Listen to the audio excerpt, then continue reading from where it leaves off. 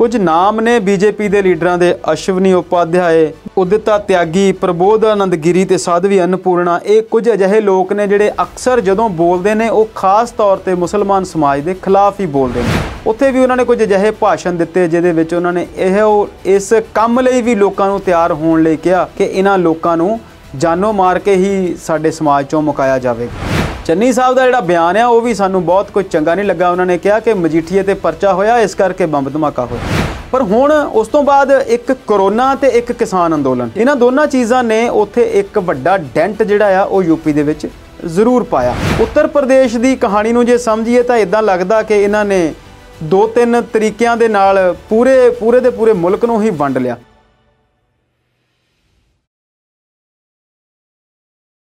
पंजाब दे विच तां वैसे ही जिन्नी ठंड है उन्नी ही चोणां दी इस वेले गर्मी भी है।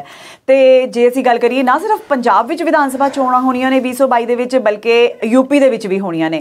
ते साडे प्रधानमंत्री नरेंद्र मोदी जी ਉਹ यूपी दे विच काफ़ी ज़्यादा जे असीं कहीए तो बार-बार ਉਹ ਉੱਥੇ ਦੇ ਚੱਕਰ लगा रहे हैं। पंजाब विच हालांकि खेती कानूनां तो बाद उन्हां दा हजे तक आना होया नहीं, पर यूपी दे विच उन्हां दे चक्कर बहुत लग रहे हैं। की कहना चाहोगे? जी हरप्रीत जी, तुसीं बिल्कुल सही दस्सिया कि चोणां जिहड़ियां ने वो सिर्फ पंजाब 'च ही नहीं, पंजाब दे नाल-नाल उत्तर प्रदेश, उत्तराखंड, मणिपुर ते गोवा 'च भी होणीਆਂ ने। उत्तराखंड दे विच भी बड़ा रौला पिया होया। उत्थे 1-2 दिनां तो कुछ धार्मिक जिहड़ियां घटनावां ने वो भी घट रहीਆਂ। उत्थे एक धार्मिक सम्मेलन हो रहा सी उत्तराखंड दे विच। उत्थे भी जिहड़े बीजेपी तो कुछ लोग सी, हालांकि वो धार्मिक सम्मेलन सी, हिंदू धर्म नूं लैके सम्मेलन सी। हरिद्वार हालांकि बहुत पवित्र नगरी आ, बिल्कुल, पर ये जिहड़े लीडर लोग ने इन्हां लई पवित्रता कुछ मैने नहीं रखदी। इन्हां नूं सिर्फ और सिर्फ चाहे वो धर्म होवे चाहे वो जाति होवे, इन्हां लई सिर्फ और सिर्फ जिहड़ा आ वो वोट बैंक दी कहानी ही नज़र आउंदी आ। उत्थे उन्हां ने मुसलमान जाति लई कुछ अजिहे भाषण, कुछ अजिहियां गल्लां कीतियां जिन्हों लैके काफ़ी दिनों तो जिहड़ा आ वो रौला मचिया होया। कुछ नाम ने बीजेपी के लीडरां दे अश्विनी उपाध्याय, उदिता त्यागी, प्रबोधानंद गिरी ते साध्वी अन्नपूर्णा। ये कुछ अजिहे लोग ने जिहड़े अक्सर जदों बोलते हैं वो खास तौर पर मुसलमान समाज के खिलाफ ही बोलते हैं। उत्थे भी उन्होंने कुछ अजिहे भाषण दिते जिहदे विच उन्होंने इस काम लई भी लोकां नूं तैयार होण लई कहा कि इन्हां लोकां नूं जानो मार के ही साडे समाज चों मुकाया जावेगा। तो उस तो बाद जदों उत्थे रौला पिया तो इन्हां 3-4 नामां नूं छड्ड के जिहड़ा परचा दर्ज किया गया कुछ होर लोकां ते दर्ज किया गया। हालांकि वो भी बीजेपी नाल जुड़े हुए लोग सी, पर उन्हां चों एक आदमी अजिहा सी जिहड़ा कि अपना मुसलमान धर्म छड्ड के हिंदू धर्म अपनाया होया सी। उहदे ते परचा दर्ज किया गया लोकां नूं भड़काउण दा या धार्मिक भावनावां नूं आहत करन दा या दंगे फैलाउण वाला। हुण वो कहानी जिहड़ी ये आ कि जिथे जिथे चोणां आ रहीआं उत्थे उत्थे बीजेपी या सारियां ही सियासी पार्टियां, मैं कल्ले बीजेपी की गल ना करां ते ज़्यादा चंगी गल आ। हालांकि बहुत सारे लोगों नूं ये गल चंगी नहीं लगूगी, पर कल दे बंब धमाके तो बाद चन्नी साहब का जिहड़ा बयान है वह भी सानूं बहुत कुछ चंगा नहीं लगा। उन्होंने कहा कि मजीठीए ते परचा होया इस करके बंब धमाका होया। सो ये जिहड़ियां कहानियां ने ये तुहाडे मनोरथ जरूर सिद्ध करदियां होणगियां, तुहाडीआं कहानियां नूं ये जरूर सिद्ध करदियां होणगियां, पर ये लोकां नूं आपस च लड़ाउण दा काम करदियां ते आप तुसीं उपर ठीक ठाक आराम नाल अपनी जिंदगी बसर करदे आ। जेकर तुसीं आम लोकां दे लीडर हो तो फिर आम लोकां वांग आम लोकां दी भाषा च सोचो कि पंजाब दी कोई भी सियासी धिर जे अजिहा काम करदी आ फिर तुसीं उहदे लई इहो जिहे शब्द ना वरतो, फिर तुसीं अपनी जानकारी च वाधा करो तो वो सारी कहानी फिर लोगों भी दसो कि क्यों ये धमाका जिहड़ा आ वो मजीठीआ साहब के फड़े जाण नाल जां मजीठीए दे उत्ते परचा दर्ज करन नाल होया। सो ये जिहड़ियां गल्लां ने ये नहीं करनियां चाहीदियां। बिल्कुल, ते या फिर उस तो बाद उस दी सज़ा का भी प्रबंध करो तो लोगों नूं सच्चाई भी उन्हां दे सामने लैके आओ जे इस तरह बोलना हुंदा तां। ते शर्मा जी, मोदी जी का वार-वार जाना यूपी हरिद्वार दे विच की कहना चाहोगे उस बारे? बिल्कुल जी, सवाल फिर साडा उत्थे ही सीगा कि उत्तर प्रदेश दे विच चोणां होणीਆਂ ने। भारत का सब तो वड्डा प्रांत आ, 400 तो भी वध उत्थे MLA दीआं सीटां ने। योगी आदित्यनाथ उत्थे मुख मंत्री ने, बीजेपी की सरकार आ। इस तो पहलां बीजेपी की सरकार उत्थे बहुत साल पहलां बनी सी जदों राजनाथ सिंह सी जां कल्याण सिंह भी मुख मंत्री रहे उत्थे।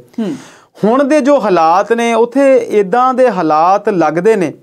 अयोध्या वाली कहानी नूं लैके ते मंदिर बनाउण तो बाद बीजेपी उत्थे अपने आप नूं बहुत निश्चिंत महसूस करदी सी, क्योंकि जिस तरीके दे नाल उन्होंने पोलराइजेशन वोटां दी कर लई सी ते इस एक वड्डे मसले नूं उन्होंने हल कीता सी। उस तो बाद यूपी ਦੇ ਵਿੱਚ ਵਾਰਾਣਸੀ ਤੋਂ ਪ੍ਰਧਾਨ ਮੰਤਰੀ ਦਾ ਆਪ ਇਲੈਕਸ਼ਨ ਲੜਨਾ ਤੇ ਉੱਥੇ ਵਾਰ-ਵਾਰ ਜਾਣਾ ਤੇ ਉੱਥੇ ਵਾਰਾਣਸੀ ਕਾਸ਼ੀ ਵਿਸ਼ਵਨਾਥ ਮੰਦਿਰ ਨੂੰ ਲੈ ਕੇ ਇੱਕ ਵੱਡਾ ਐਲਾਨ ਤੇ ਬਹੁਤ ਸੈਂਕੜੇ ਹਜ਼ਾਰਾਂ ਕਰੋੜਾਂ ਰੁਪਈਆ ਖਰਚ ਕੇ ਉਸ ਮੰਦਿਰ ਨੂੰ ਵੱਡਾ ਬਣਾਉਣਾ, ਉਹ ਸਾਰੀਆਂ ਚੀਜ਼ਾਂ ਨੂੰ ਲੈ ਕੇ, ਹਾਲਾਂਕਿ ਉਹਦੇ ਵਿੱਚ ਪ੍ਰਧਾਨ ਮੰਤਰੀ ਸਾਹਿਬ ਦਾ ਆਪਣਾ ਨਿੱਜੀ ਧਾਰਮਿਕ ਜਿਹੜਾ ਅਹੁਦਾ ਸੀਗਾ ਉਹ ਵੀ ਸ਼ਾਮਲ ਸੀ।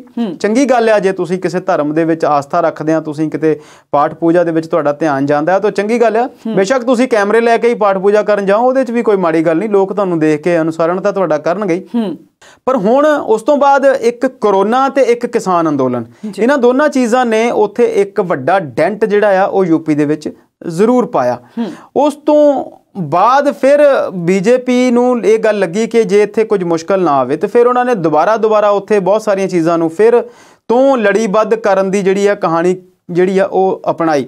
ਤੇ ਮੋਦੀ ਸਾਹਿਬ ਮੇਰਾ ਖਿਆਲ 3-4 ਵਾਰ ਜਾਏ ਆ ਤੇ 1-2 ਪ੍ਰਸਤਾਵਿਤ ਦੌਰੇ ਹੋਰ ਨੇ।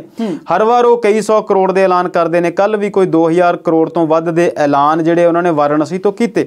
ਇੱਕ ਵੱਖਰੀ ਤਰ੍ਹਾਂ ਦੀ ਪਗੜੀ ਧਾਰਨ ਕਰਕੇ ਉਹ ਵਾਰਾਣਸੀ ਦੇ ਵਿੱਚ ਕੱਲ ਬੋਲਦੇ ਨਜ਼ਰ ਆਏ ਤੇ ਉੱਥੇ ਉਹਨਾਂ ਨੇ ਕੁਦਰਤੀ ਖੇਤੀ ਦੀਆਂ ਗੱਲਾਂ ਵੀ ਕੀਤੀਆਂ ਜਿਹੜੀਆਂ ਕਿ ਉਹ ਅਕਸਰ ਅੱਜ ਕੱਲ੍ਹ ਕਰਦੇ ਨੇ। ਤੇ ਅਸੀਂ ਜਾਣਦੇ ਹਾਂ ਕਿ ਕੁਦਰਤੀ ਖੇਤੀ ਜਿਹੜੀ ਆ ਉਹਦੀਆਂ ਗੱਲਾਂ ਕਰਨੀਆਂ ਬਹੁਤ ਸੌਖੀਆਂ ਨੇ ਤੇ ਧਰਾਤਲ ਤੌਰ ਤੇ ਕੁਦਰਤੀ ਖੇਤੀ ਨੂੰ ਅਪਣਾਉਣਾ ਜਿਹੜਾ ਆ ਉਹ ਬੜਾ ਮੁਸ਼ਕਿਲ ਆ। ਬਿਲਕੁਲ। ਉੱਤਰ ਪ੍ਰਦੇਸ਼ ਦੀ ਕਹਾਣੀ ਨੂੰ ਜੇ ਸਮਝੀਏ ਤਾਂ ਇੱਦਾਂ ਲੱਗਦਾ ਕਿ ਇਹਨਾਂ ਨੇ 2-3 ਤਰੀਕਿਆਂ ਦੇ ਨਾਲ ਪੂਰੇ ਦੇ ਪੂਰੇ ਮੁਲਕ ਨੂੰ ਹੀ ਵੰਡ ਲਿਆ।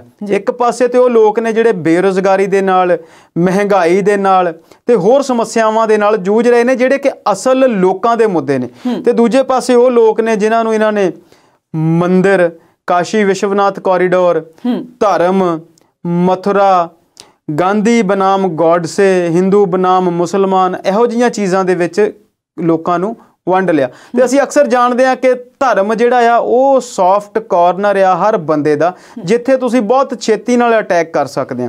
ਤੇ ਮੋਦੀ ਸਾਹਿਬ ਇਸ ਚੀਜ਼ ਨੂੰ ਜਾਣ ਚੁੱਕੇ ਨੇ। ਉਹਨਾਂ ਦੀ ਜਿਹੜੀ ਪਿੱਛੇ ਬੈਠੀ ਸੰਸਥਾ ਆ ਉਹ ਵੀ ਇਸ ਗੱਲ ਨੂੰ ਜਾਣਦੀ ਆ। ਪਰ ਹੁਣ ਅਸੀਂ ਇਹ ਗੱਲ ਵੀ ਦੇਖ ਰਹੇ ਹਾਂ ਹਰਪ੍ਰੀਤ ਜੀ ਕਿ ਇਹ ਵੀ ਗੱਲ ਜਿਹੜੀ ਆ ਉਹ ਉੱਭਰ ਕੇ ਸਾਹਮਣੇ ਆ ਰਹੀ ਆ ਕਿ ਜਿੰਨੀ ਸਪੀਡ ਨਾਲ ਤੁਸੀਂ ਪ੍ਰਚਾਰ ਕੀਤਾ ਸੀ, ਜਿੰਨੀ ਤੇਜ਼ ਗਤੀ ਦੇ ਨਾਲ ਬੀਜੇਪੀ ਨੇ ਆਪਣਾ ਪੂਰੇ ਦੇਸ਼ ਦੇ ਵਿੱਚ ਇੱਕ ਆਈਡੀਓਲੋਜੀ ਨੂੰ ਸੈੱਟ ਕੀਤਾ, ਕਿ ਉਹ ਓਨੀ ਤੇਜ਼ੀ ਦੇ ਨਾਲ ਵਾਪਸ ਨਾ ਆ ਜਾਵੇ। ਕਿਉਂਕਿ ਜਿਹੜੀ ਚੀਜ਼ ਬਹੁਤ ਤੇਜ਼ੀ ਨਾਲ ਫੈਲਦੀ ਆ ਉਹਦੇ ਖਤਮ ਹੋਣ ਦੇ ਜਿਹੜੇ ਆ ਅਸਾਰ ਵੀ ਉਨੀ ਹੀ ਤੇਜ਼ੀ ਨਾਲ ਹੋ ਜਾਂਦੇ ਨੇ। ਸੋ ਇਹ ਜਿਹੜੀ ਘਟਨਾਕ੍ਰਮ ਆ ਇਹਨੂੰ ਜੇ ਅਸੀਂ ਦੇਖੀਏ ਪਿਛਲੇ 7-8 ਸਾਲ ਤੋਂ ਵਨ ਮੈਨ ਆਰਮੀ ਹੀ ਜਿਹੜੀ ਕੰਮ ਕਰ ਰਹੀ ਆ। ਹਾਲਾਂਕਿ ਬੀਜੇਪੀ ਦੇ ਤੌਰ ਤੇ ਜਦੋਂ ਅਸੀਂ ਦੇਖਦੇ ਹਾਂ ਤੇ RSS ਨੂੰ ਬਹੁਤ ਵੱਡੇ ਥਿੰਕਰਸ ਫੋਰਮ ਦੇ ਰੂਪ 'ਚ ਦੇਖਿਆ ਜਾਂਦਾ ਸੀ। ਉਹਨਾਂ ਦੀਆਂ ਸੈਂਕੜੇ ਸੰਗਠਨ ਨੇ, ਖੇਡਾਂ ਨੂੰ ਲੈ ਕੇ, ਧਰਮ ਨੂੰ ਲੈ ਕੇ, ਜਾਤੀਆਂ ਨੂੰ ਲੈ ਕੇ, ਸਮਾਜਿਕ ਕਲਿਆਣ ਨੂੰ ਲੈ ਕੇ, ਸਮਾਜ ਸੁਧਾਰ ਨੂੰ ਲੈ ਕੇ, ਵੱਖ-ਵੱਖ ਖੇਤਰਾਂ ਨੂੰ ਲੈ ਕੇ, ਚਾਹੇ ਉਹ ਅਸਾਮ ਸੀ, ਚਾਹੇ ਉਹ ਬੰਗਾਲ ਸੀ, ਚਾਹੇ ਉਹ ਹਿਮਾਲਿਆ ਦਾ ਇਲਾਕਾ ਆ, ਉੱਥੇ ਉਹਨਾਂ ਦੀਆਂ ਬਹੁਤ ਸਾਰੀਆਂ ਜਥੇਬੰਦੀਆਂ ਸੀ। ਪਰ ਪਿਛਲੇ ਕੁਝ ਸਾਲਾਂ ਤੋਂ ਉਹ ਸਾਰੀਆਂ ਜਥੇਬੰਦੀਆਂ ਜਿਹੜੀਆਂ ਆ ਉਹ ਇੱਕੋ ਹੀ ਜਥੇਬੰਦੀ ਦੇ ਵਿੱਚ ਜਿਹੜੀਆਂ ਆ ਉਹ ਸਮਾਵੇਸ਼ ਹੁੰਦੀਆਂ ਨਜ਼ਰ ਆਉਂਦੀਆਂ। ਸਾਰੀਆਂ ਉਹਨਾਂ ਦੀਆਂ ਕਹਾਣੀਆਂ, ਸਾਰੀ ਉਹਨਾਂ ਦੀ ਆਈਡੀਓਲੋਜੀ ਜਿਹੜੀ ਆ ਉਹ ਇੱਕੋ ਹੀ ਲਾਈਨ ਦੇ ਵਿੱਚ ਸਿਮਟਦੀ ਹੋਈ ਨਜ਼ਰ ਆਉਂਦੀ ਆ। ਉਹ ਜਿਹੜੀ ਲਾਈਨ ਹੈਗੀ ਆ ਉਹ ਹੈਗੀ ਆ ਮੋਦੀ ਦੀ। ਸੋ ਇਹ ਸਾਰੀਆਂ ਜਿਹੜੀਆਂ ਚੀਜ਼ਾਂ ਨੇ ਉਹ ਹਾਲਾਂਕਿ ਅੱਜ ਦੀ ਡੇਟ ਦੇ ਵਿੱਚ ਉਹ ਬਿਲਕੁਲ ਪੀਕ ਤੇ ਨਜ਼ਰ ਆਉਂਦੇ ਨੇ। ਤੇ ਪਿਛਲੇ ਦਿਨਾਂ ਦੇ ਵਿੱਚ ਜਦੋਂ ਇੱਕ ਵੱਡੇ ਰਣਨੀਤੀਕਾਰ ਜਿਹੜੇ ਨੇ PK, ਉਹ ਵੀ ਇਹ ਗੱਲ ਕਹਿੰਦੇ ਨੇ ਕਿ ਬੀਜੇਪੀ ਜਿਹੜੀ ਆ ਉਹ ਸੈਂਟਰ ਸਟੇਜ ਦੇ ਵਿੱਚ ਰਹੂਗੀ, ਉਹਨੂੰ ਛੇਤੀ ਹਾਸ਼ੀਏ ਤੋਂ ਦੂਰ ਨਹੀਂ ਕੀਤਾ ਜਾ ਸਕਦਾ। ਪਰ ਇਹ ਗੱਲ ਦੇਖਣੀ ਬਣੇਗੀ ਕਿ ਜੇਕਰ ਤੁਹਾਡੀ ਆਈਡੀਓਲੋਜੀ ਜਿਹੜੀ ਆ ਉਹ ਤੰਗ ਦਿਲੀ ਵਾਲੀ ਹੋ ਜਾਂਦੀ ਆ, ਜੇਕਰ ਤੁਹਾਡੇ ਲੋਕ ਕਿਸੇ ਦੂਸਰੇ ਧਰਮ ਦੇ ਲੋਕਾਂ ਨੂੰ ਮਾਰ ਕੇ ਮੁਕਾਉਣ ਦੀਆਂ ਗੱਲਾਂ ਕਰਦੇ ਨੇ, ਫਿਰ ਤੁਸੀਂ ਕਿੰਨੀ ਦੇਰ ਤੱਕ ਸੈਂਟਰ ਸਟੇਜ 'ਚ ਰਹਿ ਸਕਦੇ ਆ। ਇਹ ਸਾਰੀਆਂ ਬਹੁਤ ਸਾਰੀਆਂ ਚੀਜ਼ਾਂ ਜਿਹੜੀਆਂ ਨੇ ਬਹੁਤ ਸਾਰੇ ਲੋਕਾਂ ਦੇ ਮਨ ਦੇ ਵਿੱਚ ਬਹੁਤ ਛੇਤੀ ਜਿਹੜੀਆਂ ਆ ਉਹ ਵੱਧਦੀਆਂ ਨੇ। ਸੋ ਵੋਟਾਂ ਪੈਣੀਆਂ ਚਾਹੀਦੀਆਂ ਨੇ, ਸਰਕਾਰਾਂ ਬਣਨੀਆਂ ਚਾਹੀਦੀਆਂ ਨੇ, ਪਰ ਜਿਹੜੀ ਆਈਡੀਓਲੋਜੀ ਆ ਉਹਦੇ ਵਿੱਚ ਜੇ ਇੱਕ ਬੈਲੈਂਸ ਰਵੇ ਤੇ ਉਹ ਜ਼ਿਆਦਾ ਚੰਗੀ ਗੱਲ ਹੈ।